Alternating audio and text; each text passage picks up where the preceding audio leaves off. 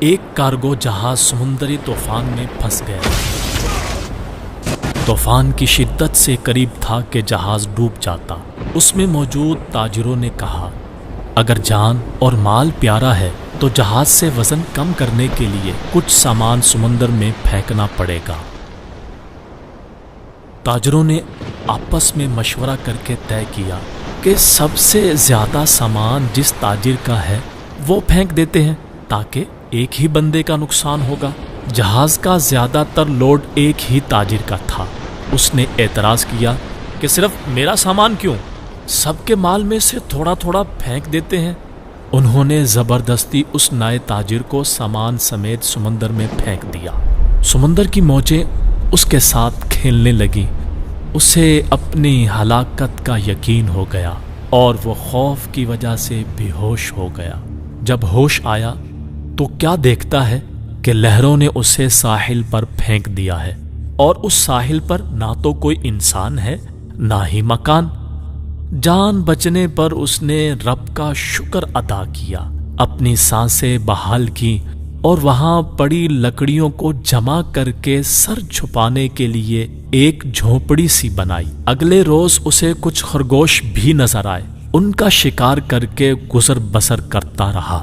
ایک دن ایسا ہوا کہ وہ کھانا پکا رہا تھا کہ اس کی جھونپڑی کو آگ لگ گئی۔ اس نے بہت کوشش کی مگر آگ پر قابو نہ پا سکا۔ اس نے زور زور سے رونا شروع کر دیا اور کہنے لگا، اب میں کیا کروں؟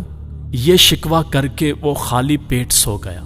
صبح جاگا تو عجیب منظر تھا۔ دیکھا کہ ایک کشتی ساحل پر لگی ہے اور وہ لوگ اسے لینے آئے ہیں۔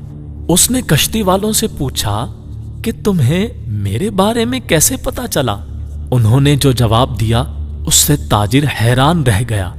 کشتی والوں نے کہا کہ ہمیں پتا تھا کہ یہ ساحل غیر آباد ہے، لیکن دور سے دھواں اٹھتا ہوا نظر آیا تو سمجھے شاید کوئی یہاں پھنسا ہوا ہے جسے بچانا چاہیے، اس لیے ہم تمہارے پاس آئے۔ پھر تاجر نے اپنا پورا قصہ سنایا تو ملاحوں نے یہ کہہ کر اسے مزید حیران کر دیا، جس جہاز سے تمہیں سمندر میں پھینکا گیا تھا وہ آگے چل کر غرق ہو گیا۔ یہ سن کر تاجر سجدے میں گر گیا، رب کا شکر ادا کرنے لگا اور کہا کہ پاک ہے وہ ذات جس نے مجھے بچانے کے لیے تاجروں کے ہاتھوں سمندر میں پھینک دیا۔ بے شک اللہ پاک اپنے بندوں کے بارے میں زیادہ جاننے والا ہے۔ حالات جتنے بھی سخت ہو جائیں، اللہ پاک کی رحمت سے مایوس نہ ہو۔